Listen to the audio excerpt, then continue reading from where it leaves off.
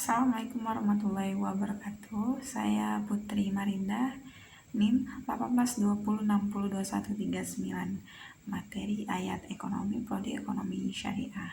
Langsung saja pertanyaan pertama, yaitu 1. Jelaskan ayat Al-Quran, tujuan penciptaan hidup manusia sesuai Al-Quran. Jelaskan menurut syariah dan contohnya dalam sehari-hari.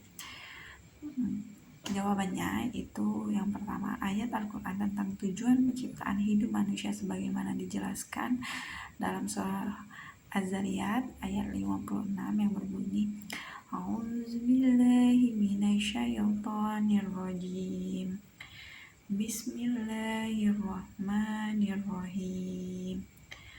Wa ma khalaqtul jinna wal insa illa liya'budun.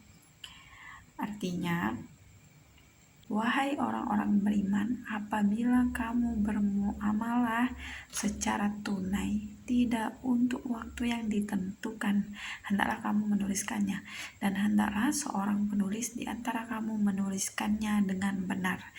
Dan janganlah penulis enggan menuliskannya sebagaimana Allah Subhanahu wa Ta'ala mengajarkannya, maka hendak dia menulis dan hendaklah orang yang berhutang itu melakukannya apa yang hendak ditulis, dan hendaklah ia berkepat kepada Allah Subhanahu wa Ta'ala, dan janganlah ia mengulanginya sedikit pun daripada hutangnya. Atau waktu transaksi, semua transaksi harus jelas waktunya, yaitu per 30 Desember dalam tahunnya. Nah, yang keempat, ini karakteristik akuntansi. Karakteristik pokok akuntansi adalah dapat dipahami, relevan. Nah, dalam ayat tersebut dapat dijabarkan, yaitu ada beberapa prinsip akuntansi. Dalam ayat tersebut mempunyai kandungan dan prinsip-prinsip akuntansi di dalam ayat tersebut, yaitu yang pertama, identifikasi transaksi. Proses awal akuntansi yaitu mengidentifikasi suatu transaksi masuk kategori aset. Yang kedua, mencatat transaksi, mencatat semua transaksi yang bernilai ekonomi.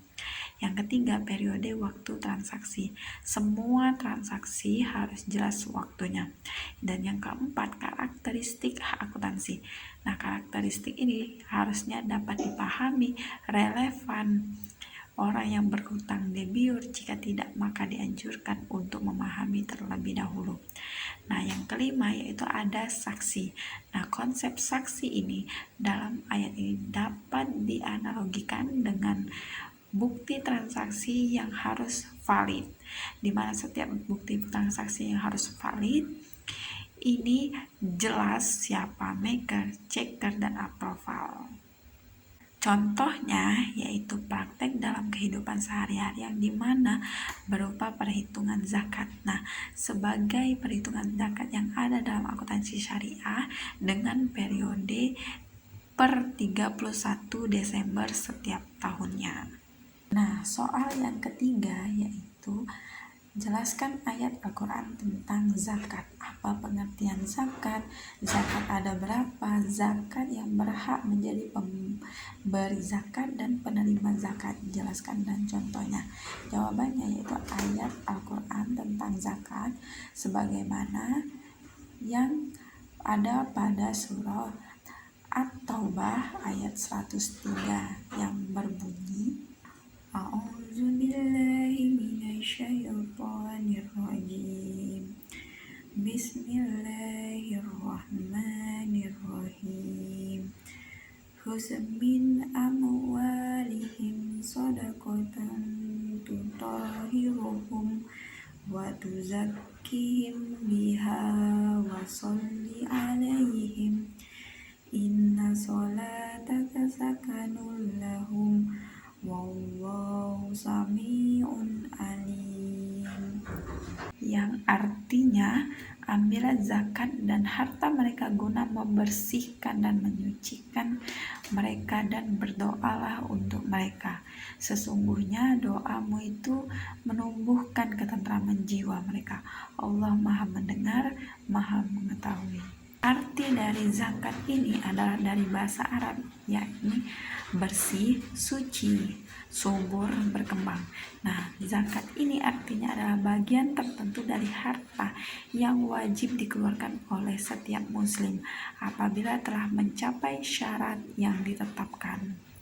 Nah, orang yang menerima zakat itu adalah ada 8 golongan, yaitu yang pertama orang fakir, yang kedua itu orang miskin, yang ketiga itu amil atau mengelola zakat, yang keempat itu mu'alaf, yang kelima itu sahaba sahaya. Nah, yang keenam itu orang yang berhutang, yang ketujuh itu fisabilillah atau orang yang berjuang di jalan Allah, dan yang terakhir itu ibnu sabil atau sedang melakukan perjalanan.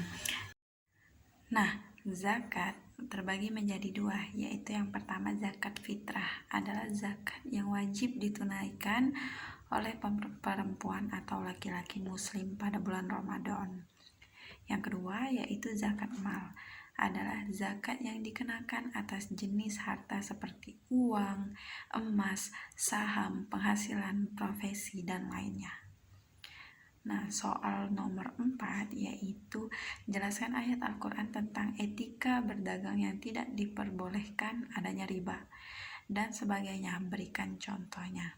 Jawaban yang pertama itu ayat Al-Quran tentang riba sebagaimana dalam Al-Quran surat Al-Baqarah ayat 275 yang artinya Allah telah menghalalkan jual beli dan mengharamkan riba. Nah, adapun contoh riba ini adalah misalkan nih peminjam uang adalah seseorang yang bernama Roni. Nah, Roni ini meminjam uang 20 juta rupiah dengan ketentuan waktu pengambilan 6 bulan. Nah, jika Roni tidak dapat membayar secara tepat waktu, maka akan ada tambahan utang dari total pinjaman. Maka, ini jelas-jelas disebutkan bahwa riba. Hal yang terakhir yaitu jelaskan ayat Al-Quran tentang penggunaan hijab menutup aurat dan contohnya.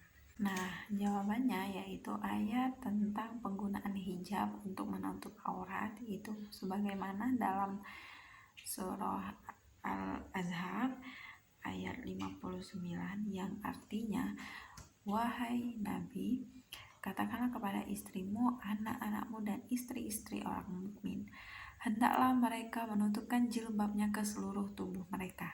Yang demikian itu agar mereka lebih mudah untuk dikenali, sehingga mereka tidak diganggu, dan Allah Maha Pengampun, Maha Penyayang.